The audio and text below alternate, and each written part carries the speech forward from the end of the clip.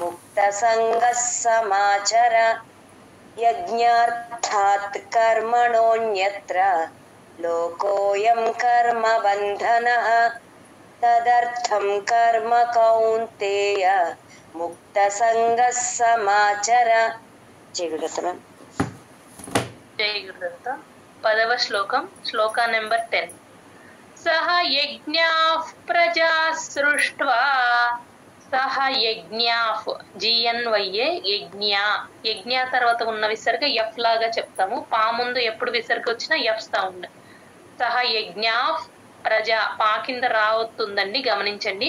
ప్రజాస్, ప్రజాస్ అని కలిపి తీసుకోవాలి. సా కింద సావత్తుంది కదా సృష్ట్వాలో, ప్రజాస్ సృష్ట్వా కలుపుకోవాలి. ప్రజాస్ సృ, తాకి వట్రసుడి, సృష్ట్వా పైన పెన్సిల్ తో రాసుకోండి. ప్రజాస్ సృష్ట్వా, టా కింద వావత్తు.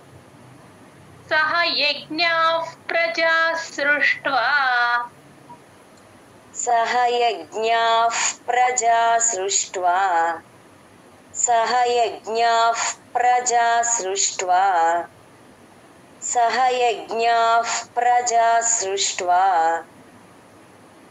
పురోవాచ ప్రజాపతిః, పురోవాచ, ఆ పా కింద రకారం ఎప్పుడొచ్చినా చాకి కలుపుకొని చెప్పాలి. పురోవాచ, పాన్ ఉప్పు అని చెప్పేసి 2 పెదాలు లోపల వైపుకి క్లోజ్ చేయాలి. పురోవాచ ప్రజాపతిః, ఇక్కడ విసర్గ హి అవుతుంది. పురోవాచ ప్రజాపతిః, పురోవాచ ప్రజాపతిః, పురోవాచ ప్రజాపతిః అనేన ప్రసవిష్యధ్వం, అనేన, ఇక్కడ కూడా అంతే. పాకి రకారం ఎప్పుడొచ్చినా సరే 2 పెదాలు లోపల వైపుకి, అనేన నప్ అనుకుంటూ 2 పెదాలు లోపల వైపుకి క్లోజ్ చేసుకోవాలి. అనేన ప్రసవిష్యధ్వం, అది ముద్దష అండి, షణ్ముఖాష. విష్యధ్వం, దా కింద వావత్తు కూడా ఉంది. దాకి మహాప్రాణము వావత్తు 2 ఉన్నాయి, గమనించండి. అనేన ప్రసవిష్యధ్వం, అనేన ప్రసవిష్యధ్వం, అనేన ప్రసవిష్యధ్వం, అనేన ప్రసవిష్యధ్వం, అనేన ప్రసవిష్యధ్వం ఏషవోస్త్విష్టకామధుక్, ఇది ఏ అచ్చండి, యాగుణింతం కాదు, గమనించండి. ఏ కంఠంలో నుంచి రావాలి. ఏష ముద్దగా పలకాలి. ఆష. ఏషవోస్, ఓకి సాని యాడ్ చేసుకొని చెప్పండి. సా కింద తావత్తు వావత్తు 3 ఉన్నాయి కాబట్టి ఓకి సాని యాడ్ చేసుకొని చెప్పాలి. ఓస్ త్విష్ట, తా కింద వావత్తు, త్విష్ ట మామూలు ట, షా కింద టావత్తు మామూలు ట అనేనండి, గమనించండి. ఏషవోస్ త్విష్ట, ఏషవోస్ త్విష్ట కామధుక్, ఇక్కడ ధూలో మహాప్రాణం ఉందండి, గమనించండి. ఏషవోస్త్విష్ట కామధుక్, ఏషవోస్త్విష్ట కామధుక్, ఏషవోస్త్విష్ట కామధుక్ సహ యజ్ఞాః ప్రజా సృష్ట్వా, పురోవాచ ప్రజాపతిః, సహ యజ్ఞాః ప్రజా సృష్ట్వా, పురోవాచ ప్రజాపతిః, సహ యజ్ఞాః ప్రజా సృష్ట్వా, పురోవాచ ప్రజాపతిః, సహ యజ్ఞాః ప్రజా సృష్ట్వా, పురోవాచ ప్రజాపతిః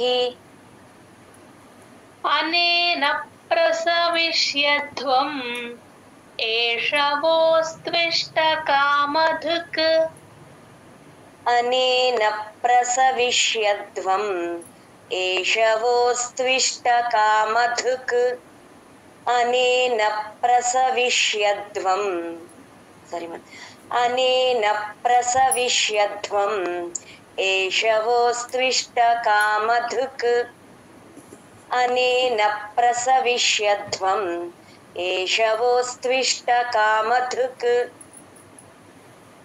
సహ యజ్ఞాః ప్రజా సృష్ట్వా పురోవాచ ప్రజాపతిః అనేన ప్రసవిష్యత్వం ఏషవోస్త్విష్టకామధుక్. సహ యజ్ఞాః ప్రజా సృష్ట్వా పురోవాచ ప్రజాపతిః అనేన ప్రసవిష్యత్వం ఏషవోస్త్విష్టకామధుక్. సహ యజ్ఞాః ప్రజా సృష్ట్వా పురోవాచ ప్రజాపతిః అనేన ప్రసవిష్యత్వం ఏషవోస్త్విష్టకామధుక్. సహ యజ్ఞాః ప్రజా సృష్ట్వా పురోవాచ ప్రజాపతిః అనేన ప్రసవిష్యత్వం ఏషవోస్త్విష్టకామధుక్.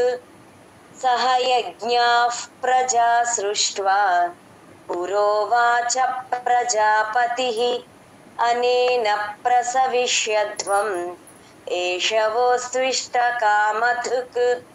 సహ యజ్ఞాః ప్రజా సృష్ట్వా పురోవాచ ప్రజాపతిః అనేన ప్రసవిష్యత్వం ఏషవోస్త్విష్టకామధుక్.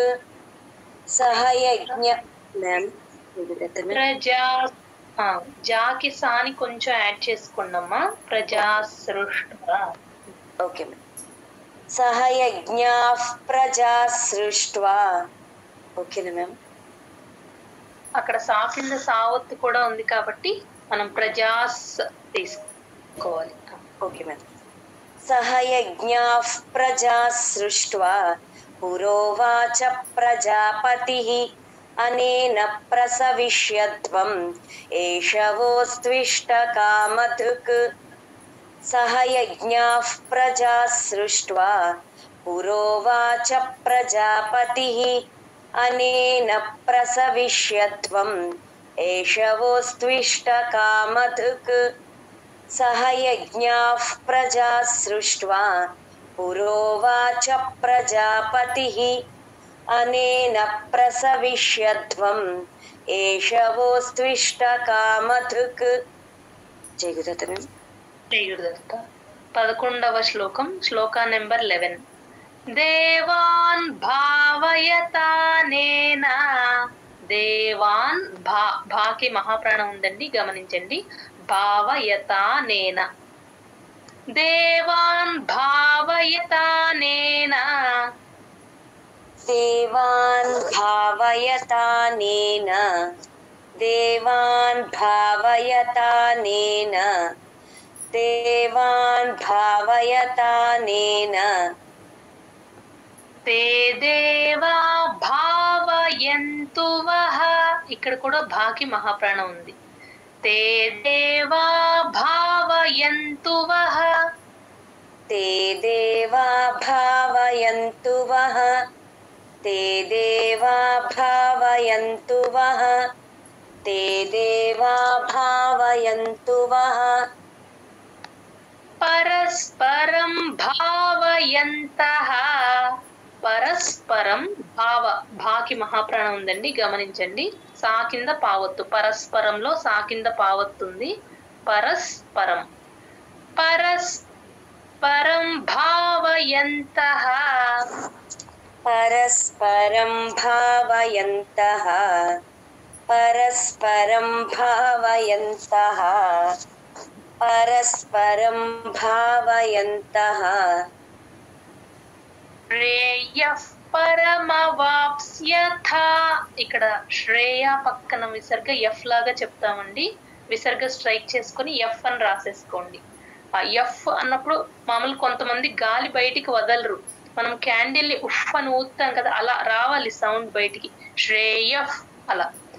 ఆ షా కింద రకారం ఉందండి, గమనించండి. శ్రేయః పరమ వాప్స్యథ. పా కింద సావత్తు యావత్తు రెండు వినిపించాలి. వాకి పాని యాడ్ చేసుకోండి. వాప్ స్యథ. ఒత్తు థా టీహెచ్ఏ థా అది. వాప్ స్యథ. సా కింద యావత్తు క్లియర్ గా వినిపించాలి. అక్కడ పా ఒకటి వదిలేస్తారు, ఇది కొంచెం గమనించుకోండి. వాప్స్యద అనేస్తారు. వాప్స్య ఆ యా వినిపించాలి. శ్రేయః శ్రేయః పరమవాప్స్యథ శ్రేయః పరమవాప్స్యథ శ్రేయః పరమవాప్స్యథ శ్రేయః పరమవాప్స్యథ దేవాన్ భావయతానేన తే దేవా భావయంతు వః దేవాన్ భావయతానేన తే దేవా భావయంతు వః దేవాన్ భావయతానేన తే దేవా భావయంతు వః దేవాన్ భావయతానేన తే దేవా భావయంతు వః పరస్పరం భావయంతః శ్రేయః పరమవాప్స్యథ పరస్పరం భావయంతః శ్రేయః పరమవాప్స్యథ పరస్పరం భావయంతః శ్రేయః పరమవాప్స్యథ పరస్పరం భావయంతః శ్రేయః పరమవాప్స్యథ దేవాన్ భావయతానేన తే దేవా భావయంతు వః పరస్పరం భావయంతః శ్రేయః పరమవాప్స్యథ దేవాన్ భావయతానేన తే దేవా భావయంతు వః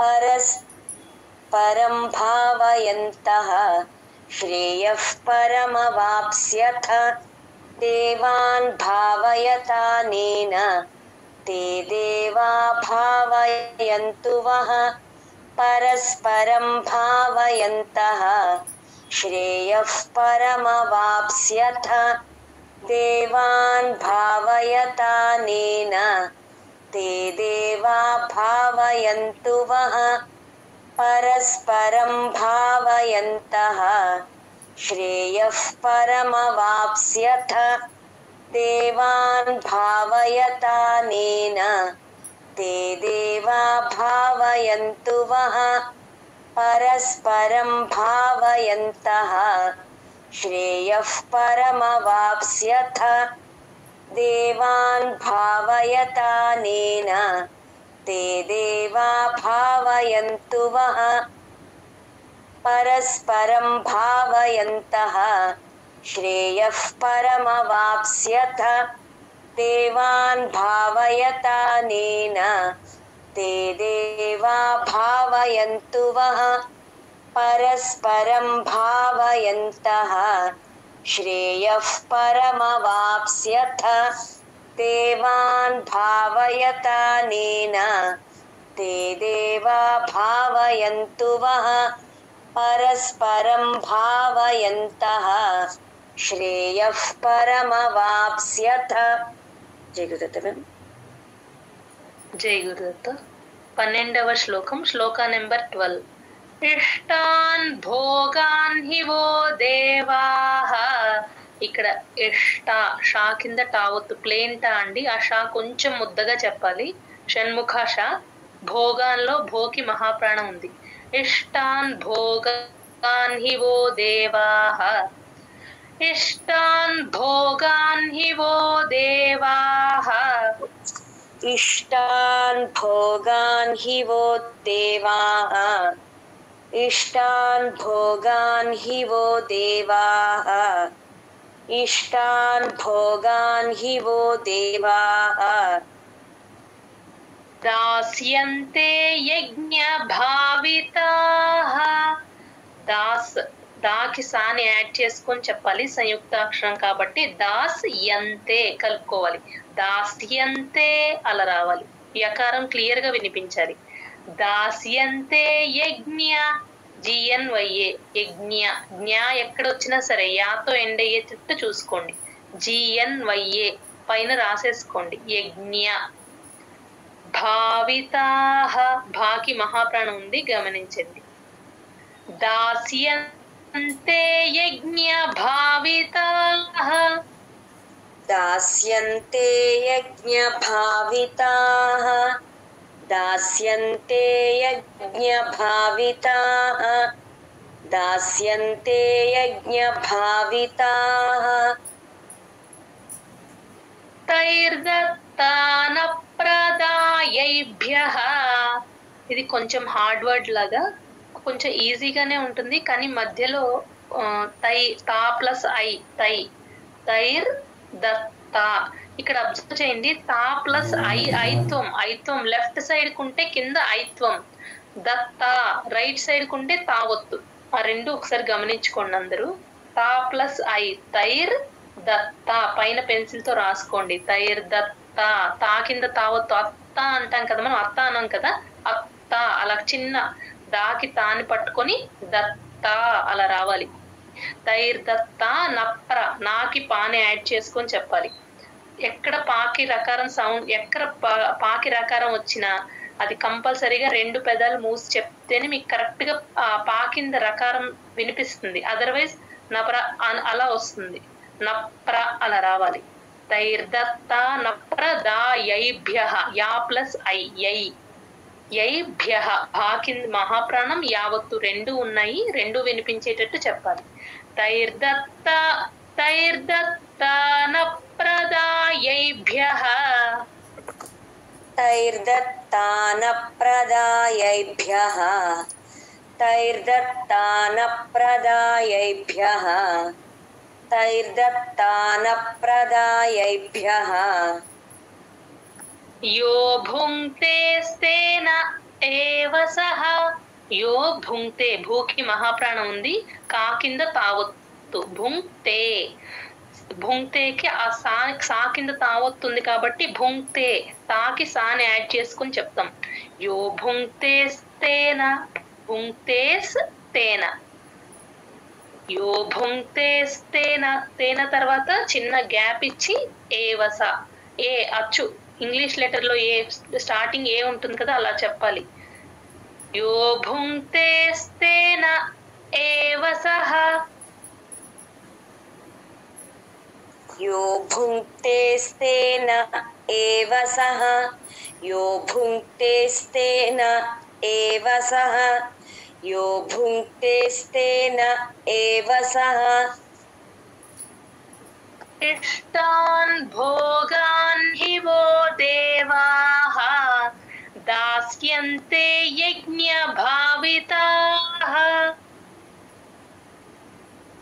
ఇష్టాన్ భోగాన్ హి వో దేవాః దాస్యంతే యజ్ఞ భావితాః ఇష్టాన్ భోగాన్ హి వో దేవాః దాస్యంతే యజ్ఞ భావితాః ఇష్టాన్ భోగాన్ హి వో దేవాః దాస్యంతే యజ్ఞ భావితాః తైర్దత్తాన ప్రదాయైభ్యః యో భుంక్తేస్తేన ఏవ సహ. తైర్దత్తాన ప్రదాయైభ్యః యో భుంక్తేస్తేన ఏవ సహ తైర్దత్తాన ప్రదాయైభ్యః యో భుంక్తేస్తేన ఏవ తైర్దత్తాన ప్రదాయైభ్యః యో భుంక్తేస్తేన ఏవ ఇష్టాన్ భోగాన్ హి వో దేవాః దాస్యంతే యజ్ఞ భావితాః తైర్దత్తాన ప్రదాయైభ్యః యో భుంక్తేస్తేన ఏవ సహ.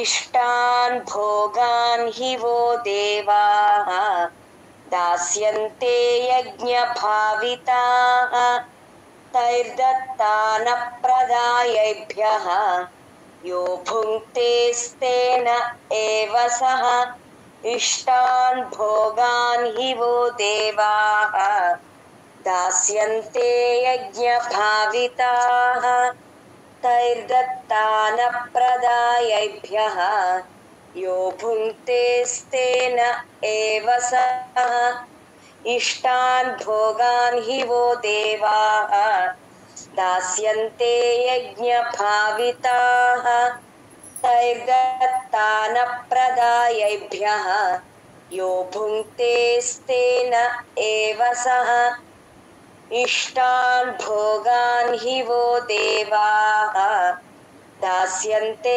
यज्ञभाविताः तैर्दत्तानप्रदायैभ्यः यो भुङ्क्तेस्तेन एव सः इष्टान् भोगान् हि वो देवाः दास्यन्ते यज्ञभाविताः तैर्दत्तानप्रदायैभ्यः यो भुङ्क्तेस्तेन एव सः इष्टान् भोगान् हि वो देवाः दास्यन्ते यज्ञभाविताः तैर्दत्तानप्रदायैभ्यः यो भुङ्क्तेस्तेन एव सः इष्टान् भोगान् हि वो देवाः दास्यन्ते यज्ञभाविताः तैर्दत्तानप्रदायैभ्यः यो भुङ्क्तेस्तेन एव सः इष्टान् भोगान् हि वो देवाः दास्यन्ते यज्ञभाविताः तैर्दत्तानप्रदायैभ्यः यो भुङ्क्तेस्तेन एव सः జయగుదత్తలు జై గురుదత్త 13వ శ్లోకం శ్లోక నెంబర్ 13 యజ్ఞశిష్టాశినః సంతః యజ్ఞ ఎక్కడొచ్చినా జ్ఞ క్లియర్ గా పలకాలి GNYA అంటే ప్రతిసారి చెప్తున్నాను అనుకోవద్దు అది యూజువల్ గా మిస్ చేస్తారు కొంతమంది వినడం మిస్ అయినా ఇంకోసారి అయినా వింటారని ఎన్నిసార్లు రిపీట్ చేయడం జరుగుతుంది యజ్ఞ శిష్ట షణ్ముఖ కింద టా ఉంది అబ్జర్వ్ చేయండి ఫస్ట్ది షి శంకరాష షణ్ముఖ కింద టా వద్దు తర్వాత షేన ఆ నాని యూజువల్ గా అణా పెట్టేస్తారు ఇది కొంచెం గమనించుకోండి మామూలు నానే రావాలి నాన్న అన్నప్పుడు మీ టంగ్ ఎక్కడ టచ్ అవుతుందో చూసుకోండి యూజువల్ గా పైన పళ్ళకి బ్యాక్ సైడ్ టచ్ అవుతుంది అక్కడే టచ్ అవ్వాలి కొంచెం ట్విస్ట్ అయినా అణా వినిపిస్తుంది కొంచెం అబ్జర్వ్ చేసుకొని ఇది చెప్పుకోండి యజ్ఞశిష్ట షినస్ అనే సా కింద సావొత్తుంది కాబట్టి నాకి సాని యాడ్ చేసుకొని చెప్పాలి యజ్ఞశిష్ట షినస్సంతః యజ్ఞశిష్టాశినః సంతః యజ్ఞశిష్టాశినః సంతః యజ్ఞశిష్టాశినః సంతః ముచ్యంతే సర్వకిల్బిషైః ముచ్యంతే చా కింద యావత్తు క్లియర్ గా వినిపించాలి ముచ్ అని మూకి చాని యాడ్ చేసుకొని ఎంతే రెండు కలపాలి ముచ్యంతే సర్వకిల్బిషైః కిల్బిషైః ఎక్కడ మహాప్రాణం లేదండి దీనిలో కిల్బిషైః పొరపాటున మహాప్రాణం పెడతారు చూసుకోండి కిల్బిషైః కా ప్లస్ కిల్ ప్లస్ బి ప్లస్ షా ప్లస్ ఐ షై షాకి ఐత్వం కిల్బిషైః అక్కడ హీ వస్తుంది గమనించండి విసర్గ హీ అవుతుంది పెన్సిల్ తో రాసేసుకోండి ముచ్యంతే సర్వకిల్బిషైః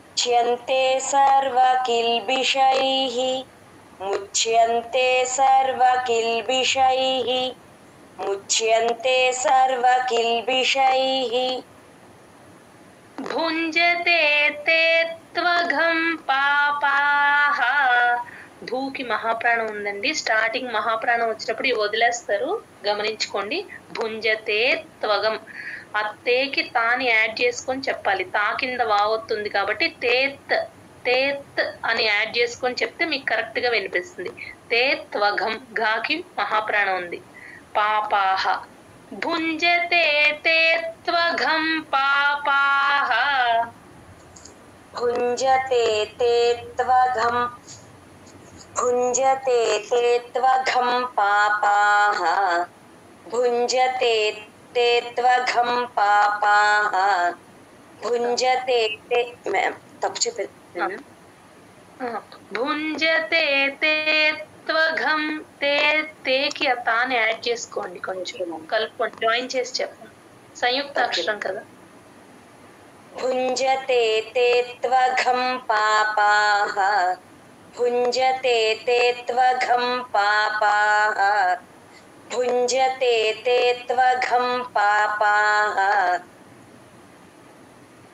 ఏ పచంత్యాత్మకారణాత్ ఇది యాగుణింతంలో యా ప్లస్ ఏ పచంత్యాత్మ పచన్ అది ఎన్ సౌండేనండి తాతాదన ఎండింగ్ లో ఏదొస్తుందో అది మధ్యలో పదం మధ్యలో వచ్చినప్పుడు ఎన్ పెడతాము పచంత్యాత్మ తా కింద యావద్దు పచంత్యాత్మ ఆ యాకి కూడా తాని జాయిన్ చేసి చెప్తాం తాత్మ అనేయకూడదు తా పచంత్యాత్మ అలా రావాలి ఏ పచంత్యాత్మ కారణాత్ ఏ పచంత్యాత్మ కారణాత్ ఏ పచంత్యాత్మ కారణాత్ ఏ పచంత్యాత్మ కారణాత్ ఏ పచంత్యాత్మ కారణాత్ ఆ తాకి మావుతుంది అమ్మ తా కింద సో ముందక్షరానికి అది కూడా జాయిన్ చేసుకొని చెప్పాలి నెక్స్ట్ టైం చెప్పినప్పుడు ఒకసారి గమనించుకోండి ఒకసారి చెప్పండి ఏ పచంత్యాత్మ కారణాత్ మళ్ళీ చెప్పనా మ్యామ్ చాలా యజ్ఞశిష్టాశిణ సంతః ముచ్యంతే సర్వకిల్బిషైః యజ్ఞశిష్టాశినః సంతః ముచ్యంతే సర్వకిల్బిషైః యజ్ఞశిష్టాశినః సంతః ముచ్యంతే సర్వకిల్బిషైః యజ్ఞశిష్టాశినః సంతః ముచ్యంతే సర్వకిల్బిషైః ముచ్యంతే అలా రావాలి రాలేదా వచ్చిందమ్మా యావత్తు వినిపిస్తుంది ఇంకొంచెం క్లియర్ గా చెప్పొచ్చు ముచ్యంతే భుంజతే త్వఘం పాపాః ఏ పచంత్యాత్మ కారణాత్ భుంజతే తే త్వఘం పాపాః ఏ పచంత్యాత్మ కారణాత్ భుంజతే తే త్వఘం పాపాః ఏ పచంత్యాత్మ కారణాత్ భుంజతే తే త్వఘం పాపాః ఏ పచంత్యాత్మ కారణాత్ యజ్ఞశిష్టాశినః సంతః ముచ్యంతే సర్వకిల్బిషైః భుంజతే తే త్వఘం పాపాః ఏ పచంత్యాత్మ కారణాత్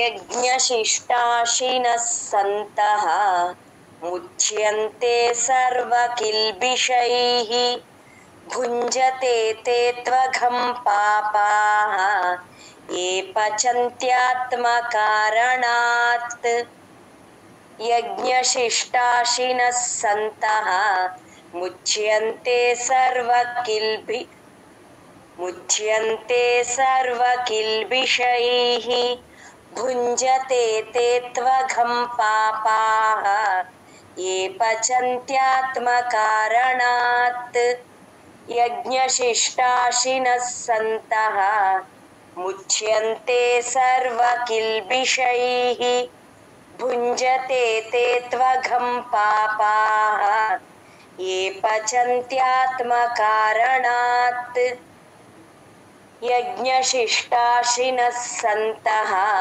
मुच्यन्ते सर्वकिल्बिषैः भुञ्जते ते त्वघं पापाः ये पचन्त्यात्मकारणात् यज्ञशिष्टाशिनः सन्तः मुच्यन्ते सर्वकिल्बिषैः भुञ्जते ते त्वघं पापाः ये पचन्त्यात्मकारणात् यज्ञशिष्टाशिनः सन्तः मुच्यन्ते सर्वकिल्बिषैः भुञ्जते ते त्वघं पापाः ये पचन्त्यात्मकारणात् यज्ञशिष्टाशिनः सन्तः मुच्यन्ते सर्वकिल्बिषैः भुञ्जते ते त्वघं पापाः ये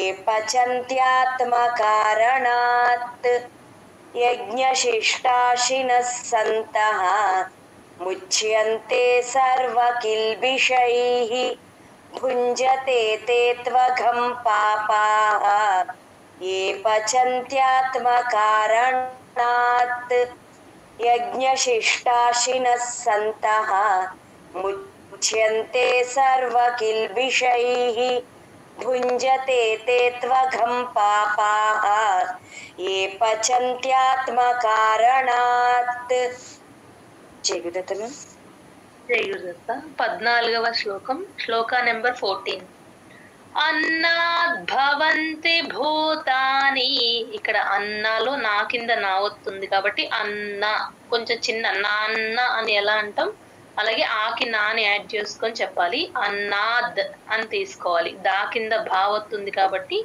అన్నాద్ భవంతి భాకి మహాప్రాణం ఉందండి గమనించండి అన్నాద్ భవంతి పైన పెన్సిల్ తో రాసేసుకోండి అన్నాద్ భవంతి భూతాని భూకి మహాప్రాణం ఉంది గమనించండి అన్నాద్ భవంతి భూతాని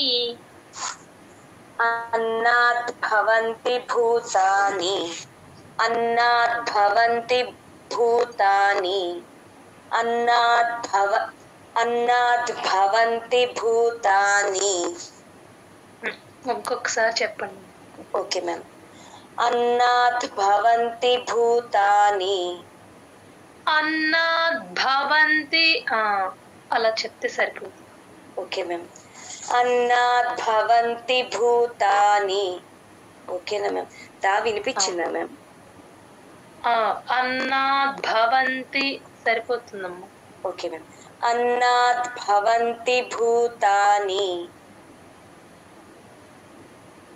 పర్జన్యాదన్న సంభవః రా కింద జావొత్తండి పర్ పాకి రాని యాడ్ చేసుకొని చెప్పాలి జా ఫుల్ గా చెప్తాం రాని సగమే చెప్తాం సంయుక్తాక్షరాలు ఎప్పుడున్నా పైన అక్షరాన్ని సగమే చెప్తాం కింద అక్షరం ఫుల్ గా చెప్తాం పర్జన్య నా కింద యావత్తు పర్జన్య దన్న నా కింద నావత్తు దా తర్వాత ఉన్న నా కింద నావత్తుంది కాబట్టి దన్న అలా కొంచెం దాకి నాని యాడ్ చేసుకొని చెప్తే దన్న అలా వినిపిస్తుంది పర్జన్యాదన్న సంభవ భాకి మహాప్రాణం ఉంది గమనించండి సంభవలో పర్జన్యాదన్న సంభవ పర్జన్యాదన్న సంభవ పర్జన్యాదన్న సంభవ పర్జన్యాదన్న సంభవ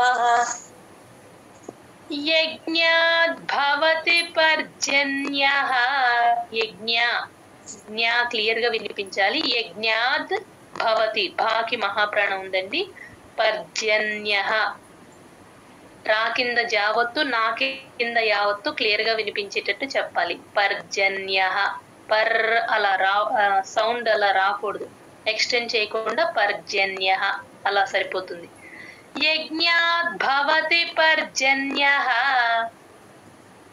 యజ్ఞాద్ భవతి పర్జన్యః యజ్ఞాద్ భవతి పర్జన్యః యజ్ఞాద్ భవతి పర్జన్యః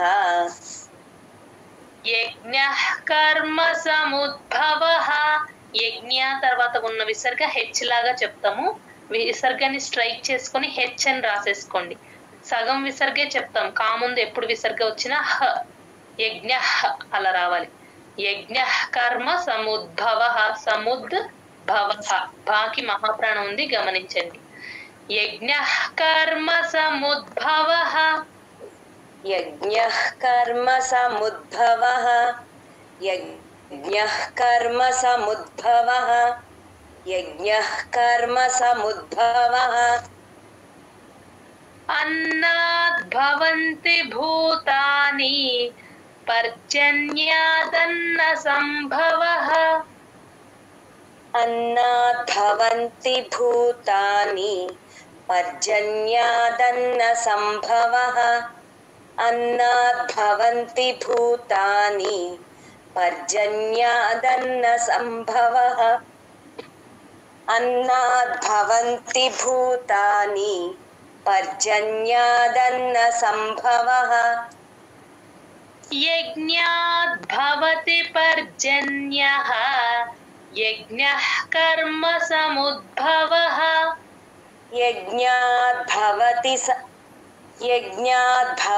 పర్జన్యః, యజ్ఞః కర్మ సముద్భవః, యజ్ఞాద్ భవతి పర్జన్యః, యజ్ఞః కర్మ సముద్భవః, యజ్ఞాద్ భవతి పర్జన్యః, యజ్ఞః కర్మ సముద్భవః. అన్నాద్ భవంతి భూతాని పర్జన్యాదన్న సంభవః, యజ్ఞాద్ భవతి పర్జన్యః, యజ్ఞః కర్మ సముద్భవః. అన్నాద్ భవంతి భూతాని పర్జన్యాదన్న సంభవః, యజ్ఞాద్ భవతి పర్జన్యః, యజ్ఞః కర్మ సముద్భవః. అన్నాద్ భవంతి భూతాని పర్జన్యాదన్న సంభవః, యజ్ఞాద్ భవతి పర్జన్యః, యజ్ఞః కర్మ సముద్భవః. అన్నాద్ భవంతి భూతాని పర్జన్యాదన్న సంభవః, యజ్ఞాద్ భవతి పర్జన్యః, యజ్ఞః కర్మ సముద్భవః.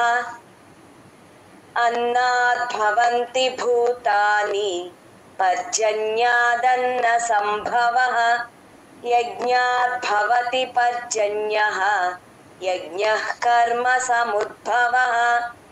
అన్నాద్ భవంతి భూతాని పర్జన్యాదన్న సంభవః, యజ్ఞాద్ భవతి పర్జన్యః, యజ్ఞః కర్మ సముద్భవః. అన్నాద్ భవంతి భూతాని పర్జన్యాదన్న సంభవః, యజ్ఞాద్ భవతి పర్జన్యః, యజ్ఞః కర్మ సముద్భవః. అన్నాద్ భవంతి భూతాని పర్జన్యాదన్న సంభవః, యజ్ఞాద్ భవతి పర్జన్యః, యజ్ఞః కర్మ సముద్భవః. అన్నాద్ భవంతి భూతాని పర్జన్యాదన్న సంభవః, యజ్ఞాద్ భవతి పర్జన్యః, యజ్ఞః కర్మ సముద్భవః. జయగురుదత్త మ్యామ్. 15వ శ్లోకం, శ్లోక నెంబర్ 15. కర్మ బ్రహ్మోద్భవం విద్ధి. కర్మ తర్వాత బా కింద రకారం ఎప్పుడు వచ్చినా సరే సేమ్ మనం పాని ఎలా కలుపుకుంటామో దీన్ని కూడా అంతే. కర్మ అలా పలుకు, అలా అని చెప్పి 2 పెదాలు మూస్తే కరెక్ట్ గా బా కింద రకారం క్లియర్ గా వినిపిస్తుంది. కర్మ బ్రహ్మోద్భవం. ఆ హా కింద మా వచ్చినప్పుడు మా ఫస్ట్ చెప్తాం. BRAMHA, ఇది పైన రాసేసుకోండి స్పెల్లింగ్. BRAMHA, బ్రహ్మ. మాకి పొల్లు పెడతాము, తర్వాత హా చెప్తాం. బ్రహ్మ, బ్రహ్మ. ఇది కొంచెం గమనించుకోండి అందరూ. బ్రహ్మ అంటారు, అలా అనకూడదు. సంయుక్తాక్షరం రూల్లో ఇది కొంచెం హా కింద మా నా అణ వచ్చినప్పుడు ఆ ముందు ఆ ఒత్తులు చెప్పి తర్వాత అక్షరం చెప్తాం అన్నమాట. బ్రహ్మోద్భవం.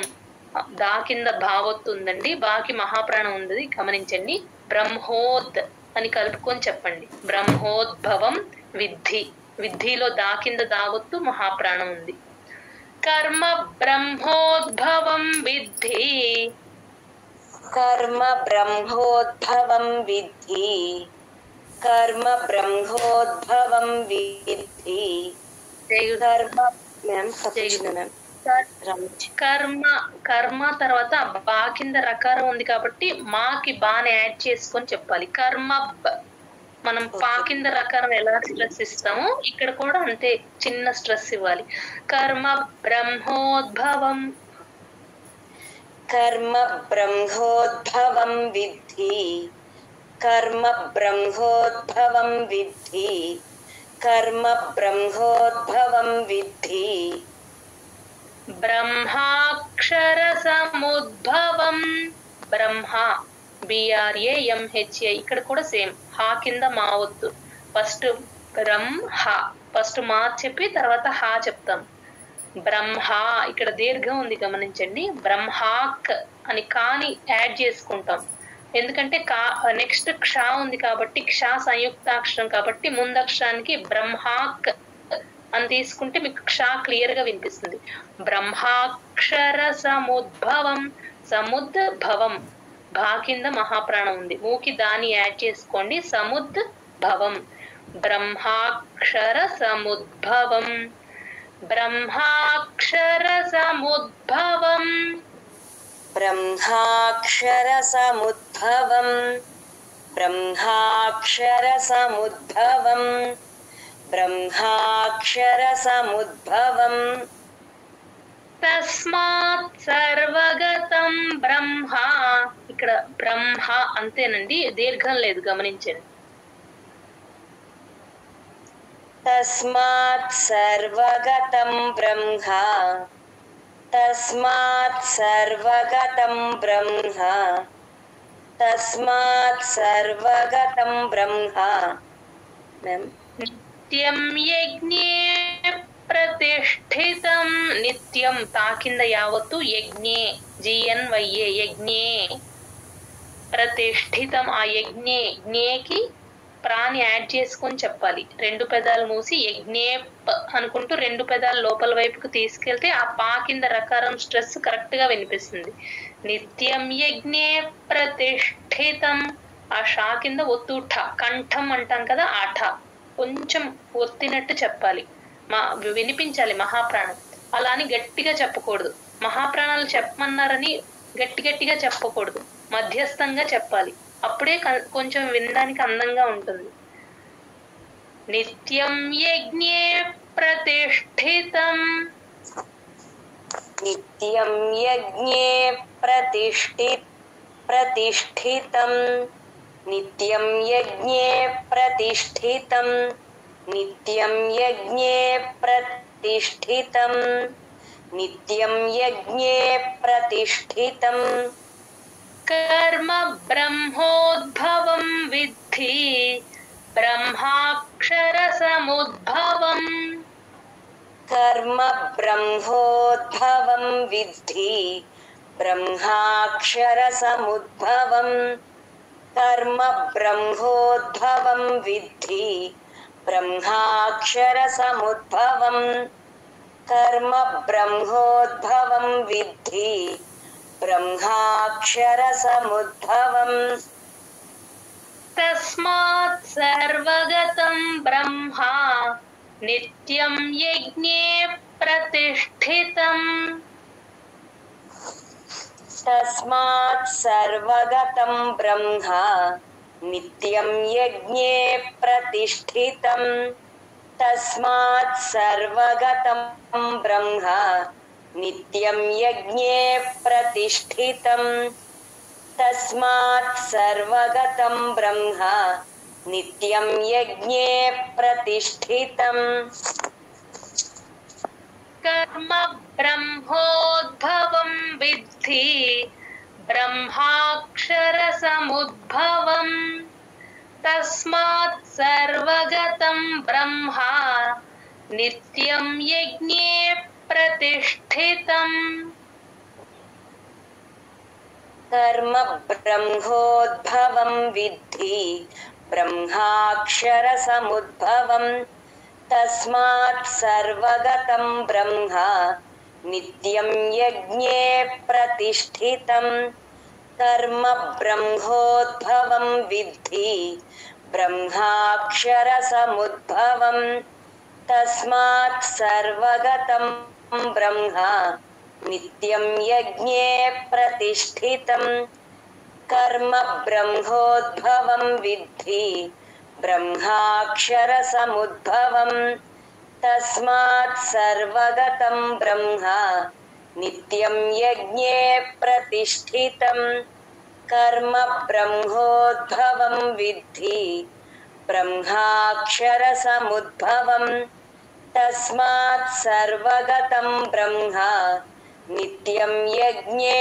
प्रतिष्ठितम् कर्म ब्रह्मोद्भवं विद्धि ब्रह्माक्षरसमुद्भवम् तस्मात् सर्वगतं ब्रह्म नित्यं यज्ञे प्रतिष्ठितम् कर्म ब्रह्मोद्भवं विद्धि ब्रह्माक्षरसमुद्भवम् तस्मात् सर्वगतं ब्रह्म नित्यं यज्ञे प्रतिष्ठितम् कर्म ब्रह्मोद्भवं विद्धि ब्रह्माक्षरसमुद्भवम् तस्मात् सर्वगतं ब्रह्म नित्यं यज्ञे प्रतिष्ठितम् जय गुरुदत्त జై గురు 16వ శ్లోకం శ్లోక నెంబర్ 16 ఏవం ప్రవర్తితం చక్రం ఏ అచ్చు కాబట్టి కంఠంలో నుంచి రావాలి ఇది యూజువల్ గా ఇంగ్లీష్ లెటర్ లో ఫస్ట్ ఏ లాగా తీసుకుంటే కరెక్ట్ గా వినిపిస్తుంది ఏవం ప్రవర్తితం పా కింద రకారం ఉంది గమనించండి ప్రవర్తితం రా కింద తావొద్దు ప్రవర్తితం చక్రం చాకి కాని యాడ్ చేసుకొని చక్ అని చెప్పాలి చక్రం అనేయకూడదు కా కింద రకారం స్ట్రెస్ ఉంది కాబట్టి రకారం స్ట్రెస్లన్నీ చక్కగా ముందుకి యాడ్ చేసుకుంటూ చెప్తే ముందక్షరానికి కరెక్ట్ గా వినిపిస్తాయి చక్రం ఏవం ప్రవర్తితం చక్రం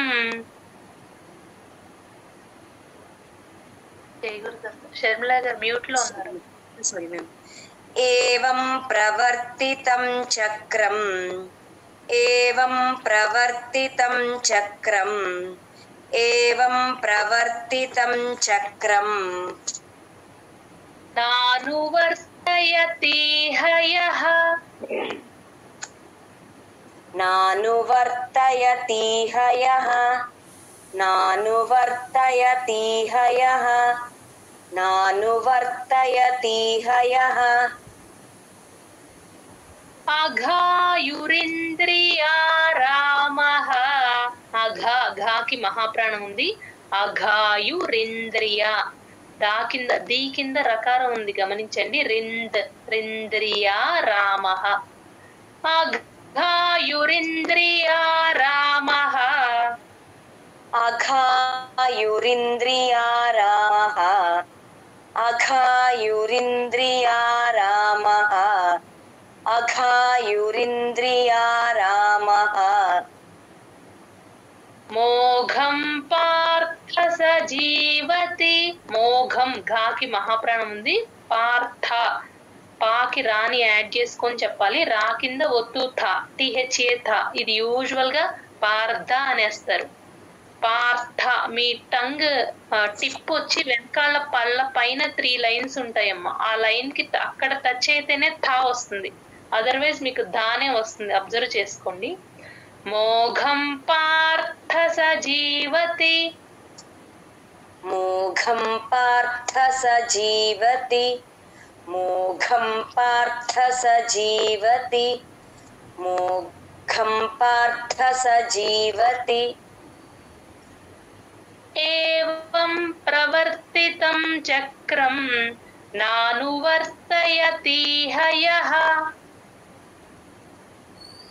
ఏవం ప్రవర్తితం చక్రం నానువర్తయతి హయః ఏవం ప్రవర్తితం చక్రం నానువర్తయతి హయః एवं प्रवर्तितं चक्रं नानुवर्तयतीह यः अघायुरिन्द्रियारामः మోఘం పార్థ సజీవతి.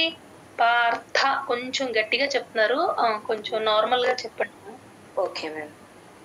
అఘాయురింద్రియారామః మోఘం పార్థ సజీవతి. ఓకేనా మ్యామ్? ఇప్పుడు ఓకే పార్థ. Okay ma'am. అఘాయురింద్రియారామః మోఘం పార్థ సజీవతి. అఘాయురింద్రియారామః మోఘం పార్థ సజీవతి. పాకి దీర్ఘం కొంచెం ఎక్స్టెండ్ చేయొచ్చు. పార్థ కొంచెం ఎక్స్టెండ్ చేయొచ్చు. అఘాయురింద్రియారామః మోఘం పార్థ సజీవతి. ఏవం ప్రవర్తితం చక్రం నానువర్తయతీహ యః అఘాయురింద్రియారామః మోఘం పార్థ సజీవతి. ఏవం ప్రవర్తితం చక్రం నానువర్తయతీహ యః అఘాయురింద్రియారామః మోఘం పార్థ సజీవతి. ఏవం ప్రవర్తితం చక్రం నానువర్తయతీహ యః అఘాయురింద్రియారామః మోఘం పార్థ సజీవతి. ఏవం ప్రవర్తితం చక్రం నానువర్తయతీహ యః అఘాయురింద్రియారామః మోఘం పార్థ సజీవతి. ఏవం ప్రవర్తితం చక్రం నానువర్తయతీహ యః అఘాయురింద్రియారామః మోఘం పార్థ సజీవతి. ఏవం ప్రవర్తితం చక్రం నానువర్తయతీహ యః అఘాయురింద్రియారామః మోఘం పార్థ సజీవతి.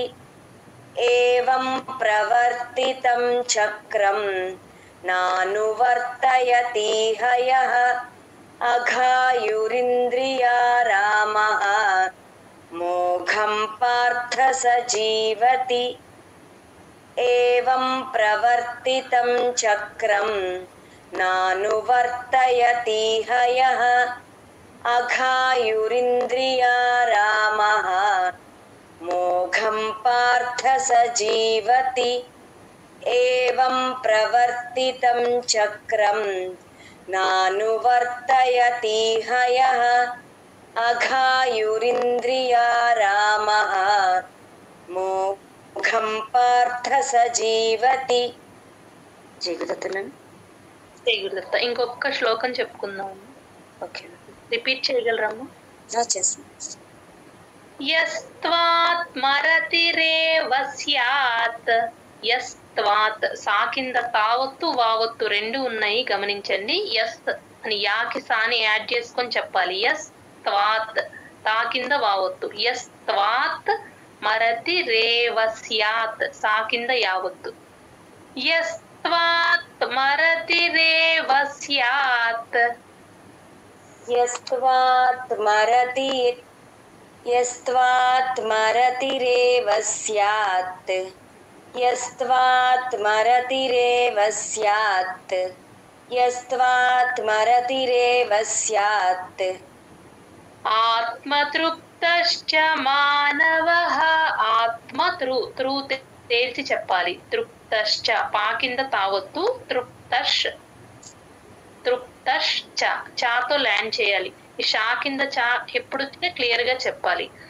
ఆత్మతృప్తశ్చ మానవః. ఆత్మతృప్తశ్చ మానవః. ఆత్మతృప్తశ్చ మానవః. आत्मतृप्तश्च मानवः ఆత్మన్యేవ చ సంతుష్టః. ఆత్మ తా కింద మావత్తు, అలాగే నా కింద యావత్తు. ఆకి తాని యాడ్ చేసుకొని ఆత్మ అనేయకూడదు. ఆత్మ చిన్నగా ఆకి తాని యాడ్ చేసుకొని చెప్పాలి. ఆత్మన్యేవ నా కింద యావత్తు కూడా క్లియర్ గా వినిపించాలి. ఆత్మన్యేవ చ సంతుష్టః. షా కింద మామూలు టానే అండి, గమనించండి. మహాప్రాణాలు ఎక్కడ లేదు. జై గురుదత్త. వినిపించట్లేదమ్మా వాయిస్? ఇప్పుడు వినిపించిందా? ఆత్మన్యేవ చ సంతుష్టః. ఆత్మన్యేవ చ సంతుష్టః. ఆత్మన్యేవ చ సంతుష్టః. ఆత్మన్యేవ చ సంతుష్టః. తస్య కార్యం న విద్యతే. తస్య కార్యం న విద్యతే. తస్య కార్యం న విద్యతే. తస్య కార్యం న విద్యతే. యస్త్వాత్మరతిరేవ స్యాత్ ఆత్మతృప్తశ్చ మానవః. యస్త్వాత్మరతిరేవ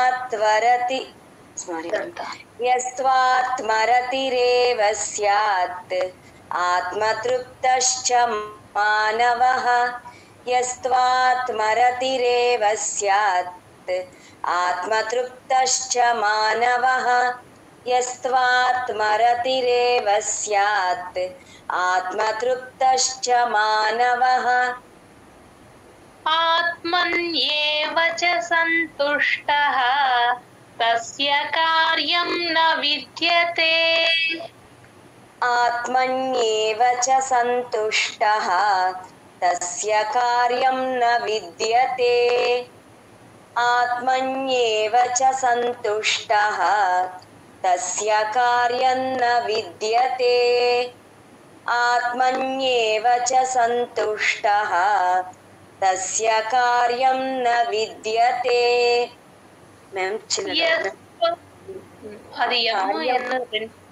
అది ఏదైనా చెప్పొచ్చు, పర్వాలేదు.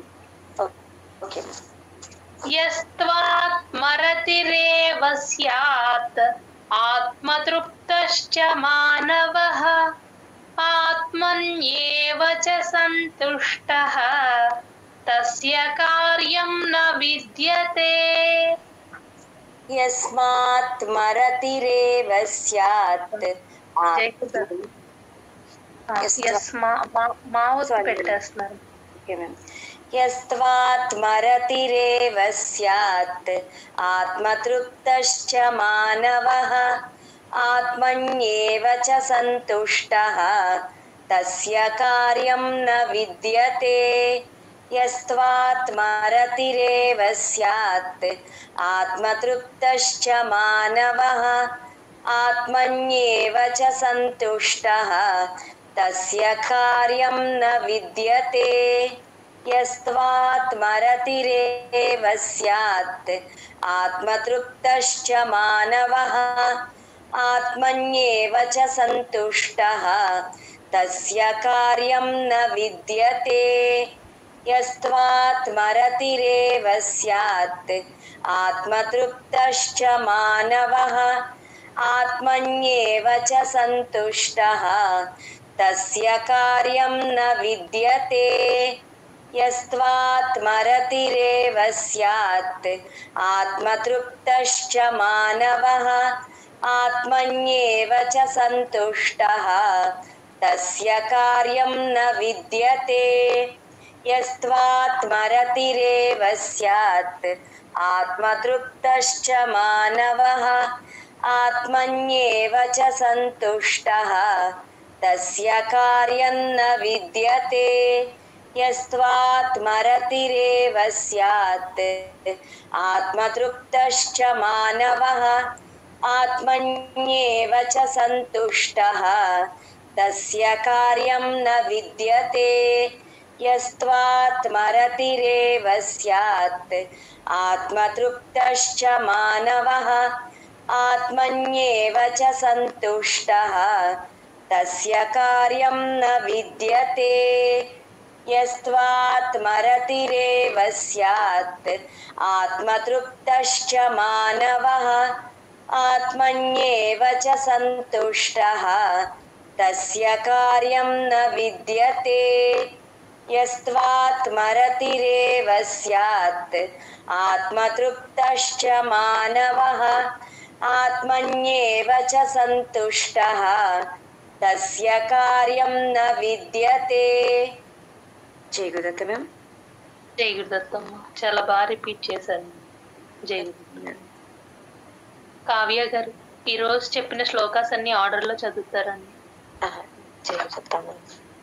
యజ్ఞార్థాత్ కర్మణోన్యత్ర లోకోయం కర్మ బంధనః తదర్థం కర్మ కౌంతేయ ముక్తసంగః సమాచర సహ యజ్ఞాః ప్రజా సృష్ట్వా పురోవాచ ప్రజాపతిః అనేన ప్రసవిష్యధ్వం ఏషవోస్త్విష్టకామధుక్ దేవాన్ భావయతానేన తే దేవా భావయంతు వః పరస్పరం భావయంతః శ్రేయః పరమవాప్స్యథ ఇష్టాన్ భోగాన్ హి వో దేవాః దాస్యంతే యజ్ఞభావితాః తైర్దత్తాన ప్రదాయైభ్యః యో భుంక్తేస్తేన ఏవ సః యజ్ఞశిష్టాశినః సంతః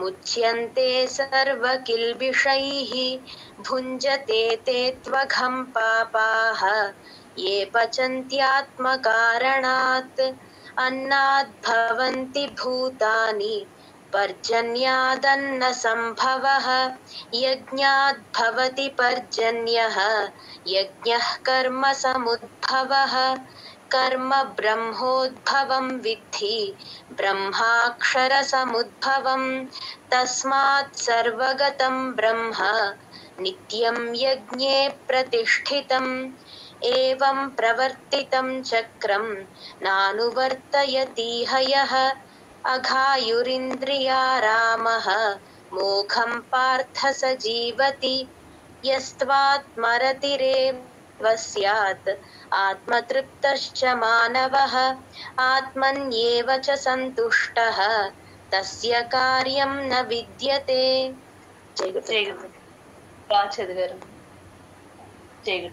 ఈరోజు క్లాస్ ఎండ్ చేసుకుందామండి. రేపు అందరితో చదివిస్తాను, బాగా ప్రాక్టీస్ చేసుకుని రండి. ఆడియో పెట్టుకుని బాలస్వామిజీ గారిది. అలాగే అయిపోయిన చాప్టర్స్ అన్ని రెగ్యులర్ గా చదువుకుంటూ ఉండండి, గ్రిప్ లో ఉండాలి అవన్నీ కూడా. జై గురుదత్త. జ్ఞానానందమయం దేవం నిర్మల స్ఫటికాకృతిం ఆధారం సర్వ విద్యానాం హయగ్రీవముపాస్మహే ఏతత్ఫలం శ్రీ సద్గురు చరణారవిందార్పణమస్తు. జై గురుదత్త. జై గురుదత్త.